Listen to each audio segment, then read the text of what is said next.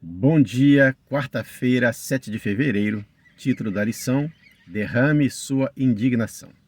Leia os Salmos 58, 69, 83, 94 e 137.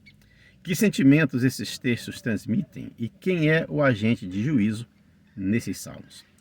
O sentimento de vingança está muito claro nessas passagens e Deus é o juiz e ele julga com justiça e graça. Alguns salmos suplicam a Deus que se vingue de indivíduos e nações que pretendem prejudicar ou até que já prejudicaram os salmistas ou seu povo. Trata-se dos salmos imprecatórios.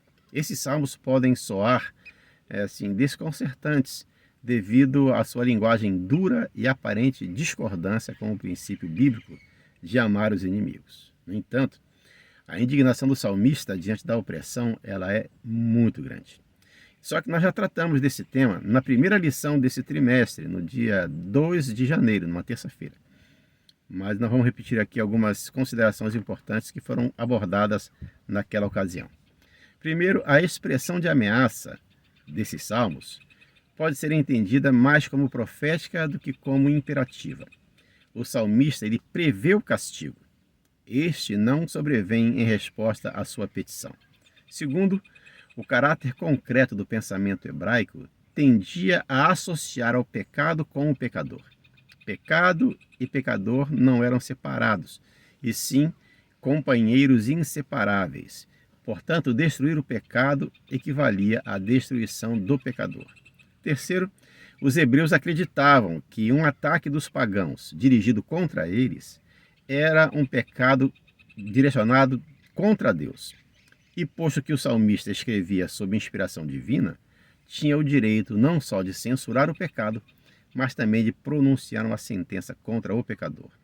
E quarto, essas imprecações contra o inimigo, elas podem ser comparadas também com as maldições proferidas contra os próprios israelitas quando caíram em pecado. Você percebe isso em Deuteronômio capítulo 27 e capítulo 28, mostrando que não é uma questão de preconceito racial, e sim de pecado e a sua condição de habitação no coração do pecador.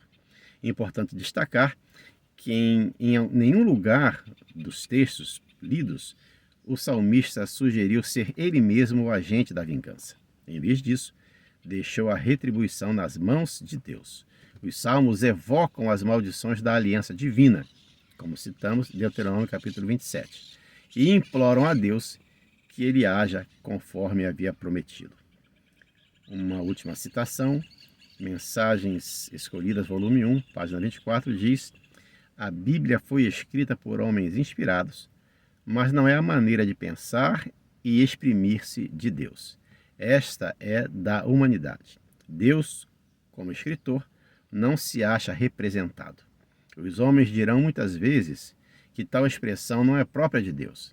Ele, porém, não se pôs à prova na Bíblia em palavras, em lógica e nem em retórica.